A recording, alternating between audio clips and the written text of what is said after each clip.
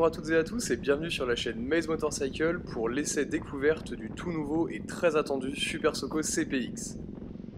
Présenté en novembre dernier au salon de l'EICMA à Milan, le Super Soco CPX est le dernier scooter de la marque australienne en équivalent 125 cm3 100% électrique à batterie amovible.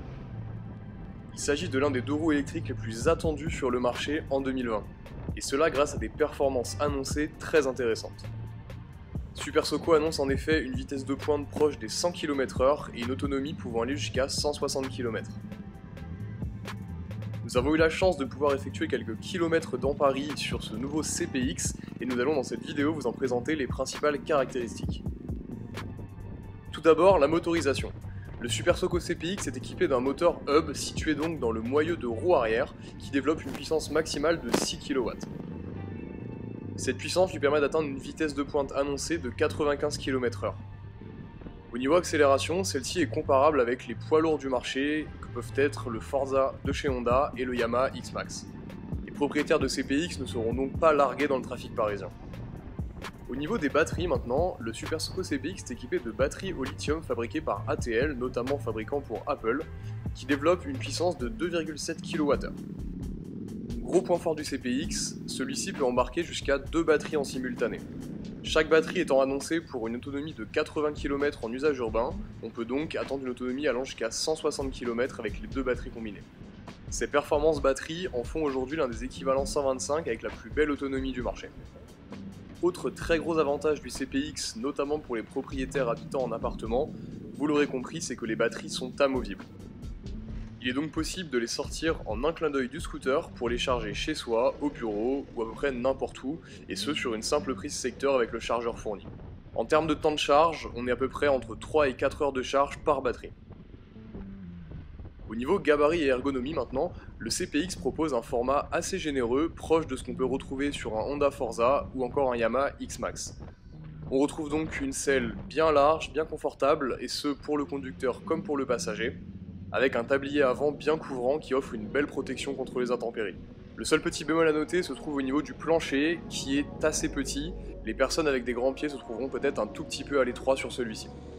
De série, le CPX est livré avec un grand pare-brise et une poignée passager qui sert aussi de support top case.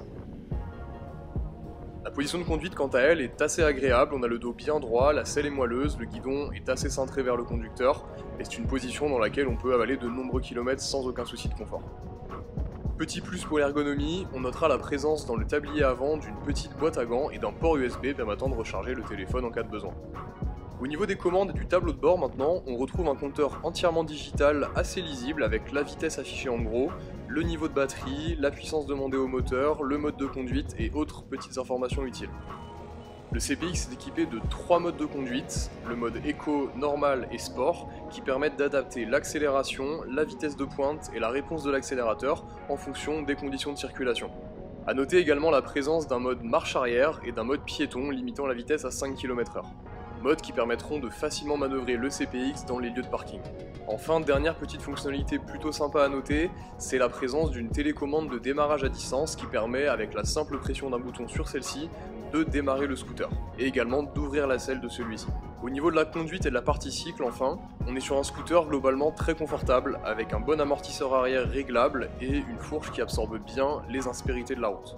Le freinage est quant à lui assuré par 2 disques, un à l'avant, un à l'arrière, avec des étriers multi-pistons, équipés d'un système de freinage couplé.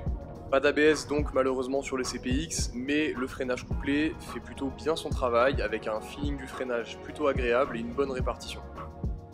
A noter également les grandes roues du CPX en 16 pouces qui, sur notre modèle d'essai, étaient chaussées de pneus Continental, proposant un très bon grip et un super feeling de conduite. Pour résumer rapidement ces premiers kilomètres à bord du CPX, on peut dire que c'est globalement un scooter qui est très sympa à conduire, très confortable et qui ravira de nombreux scooteristes urbains en quête d'un scooter électrique confortable, pratique et facile d'utilisation. Le Super Soco CPX sera disponible à partir du mois de juin 2020 et est déjà disponible à la précommande au tarif de 4 290 € pour la version 1 batterie et 5 290 € pour la version 2 batteries. Étant électrique, le CPX est également éligible au bonus écologique gouvernemental de 675 € pour sa version 1 batterie et de 900 € pour la version équipée de 2 batteries. peut s'ajouter à cela un bonus de 1500 € de la part de la région Île-de-France pour les professionnels désirant s'équiper en 2 roues électriques. Au niveau look enfin, le CPX sera proposé en 2 coloris, noir et rouge comme notre scooter d'essai ou un très joli gris et argent. Merci d'avoir regardé cette vidéo sur la chaîne Maze Motorcycle, j'espère qu'elle vous a plu et je vous dis à très bientôt pour de nombreux autres essais. Et surtout, ride safe.